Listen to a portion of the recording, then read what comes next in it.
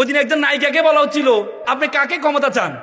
আমি চাই ইসলামী দল। ইসলামী দল ক্ষমতা আসলে তো আপনি যেভাবে পোশাক পরেন এটা পড়তে পারবেন না। সে কি উত্তর দিল জানেন? সে বলেছে, আমি চাই আমার মতো ব্যক্তিকে ওরা ক্ষমতা এসে আমার মতো ব্যক্তিকে শাসন করুক, শাসন করলে আমি পরিবর্তন হয়ে যাব। আল্লাহু আকবার। কি চাও তোমরা? আলেমরা আজকে প্রত্যেকটা যুবক যুবতীর একটা আইকনিক ফিগারে পরিণত হয়েছে। আলেমরা তো শুধু আলেম হইতে হবে তোমাদেরকে। আজকে আমাদের দেশে সবচেয়ে বেশি কথা হচ্ছে একটি বিষয় নিয়ে, যে শরিয়া আইন বাস্তবায়ন, শরিয়া আইন বাস্তবায়ন। কেউ বলছে কেউ শরিয়া আইন চায় না, ইসলামিক জোট করেছে বাট তারা শরিয়া আইন চায় না। আবার কেউ বলছে আমরা শরিয়া আইন চাই, তবে আমরা উদউ ইলা সাবিলি রাব্বিকা বিল হিকমা, আমরা হিকমত সহকারে চাই।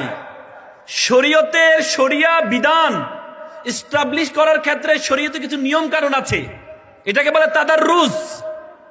তাদাররুজ মানে গ্রাজুয়ালিজম, মানে শরিয়া আইনের ধারাবাহিকতা।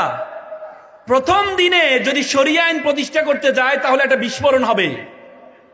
আমাদের রাসূল আমাদের কি শিখিয়েছেন? মদিনা যেটা আমাদেরকে শিখিয়েছেন, পুরোপুরি ক্ষমতায় তখন ওনার ছিল না, এই জন্য মদিনা উনি একভাবে চালিয়েছেন।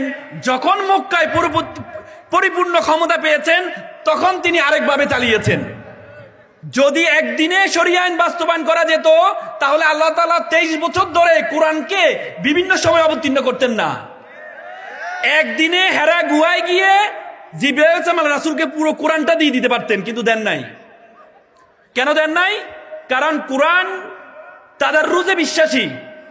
দারাজা শব্দ হচ্ছে সিঁড়ি যেরকম একটা একটা করে তৈরি হয়, শরীয়তের বিধানও একটা একটা করে তৈরি করতে হবে।